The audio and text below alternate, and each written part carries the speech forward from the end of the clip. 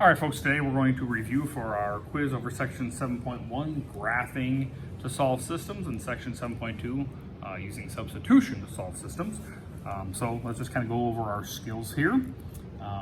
So I'll give you the system, y equals 3x minus 2, and then y equals negative 1/2 x plus 5. All right, let's use graphing to solve this system. So this top equation has a y-intercept of 0, -2 right here, and has a slope of 3/1. So I go over 0 down 2, find my y-intercept, and then I follow my slope up 3/1, up 3/1 to make my line, or I go down 3 to the left one if I need to make my line there. And there's our information.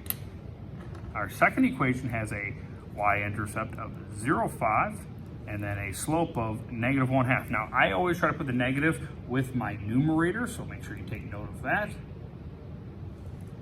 So I put it down at 0,5, which is right here, and I'm going down 1 to the right 2, down 1 to the right 2, and they intersect right there. And that point looks like it's, when I start at the origin, over 2, up 4, so it's 2, 4. Remember, our solution to a system is always an ordered pair. So that's how we graph.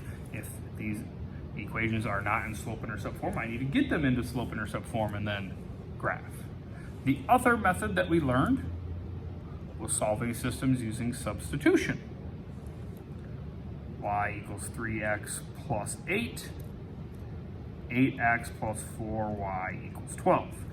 Now, if I have just a single number that y equals or x equals, I can just plug it in. But when I'm given a full expression, I need to put parentheses around that expression.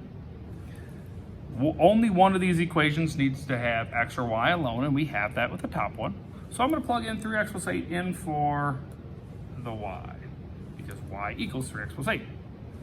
And when I plug it in, I'm left with 8x plus 4. And then I have the parentheses around the phrase of 3x plus 8, and parentheses equals 12. I'm going to solve using equation rules. So I'm going to distribute and get 8x plus 12x plus 32 equals 12. I'm going to combine my like terms on the left side, which is 20x. I can't do anything with the 32 and the 12 yet. I can't do that until I use inverse operations to combine them. And now I'm left with 20x equals negative 20. So I'll divide by our coefficient of 20 on both sides. And I am now left with x equals negative 1. All right, but I'm not done yet. I don't know what y is, so I got to plug in negative 1 in for this x up here. So I'm left with y equals 3 times negative 1 plus 8. 3 times negative 1 is negative 3. Negative 3 plus 8 is 5. So y equals 5. Combine those into my ordered pair of negative 1, 5. And that is our goal for our quiz. If you got questions, let me know.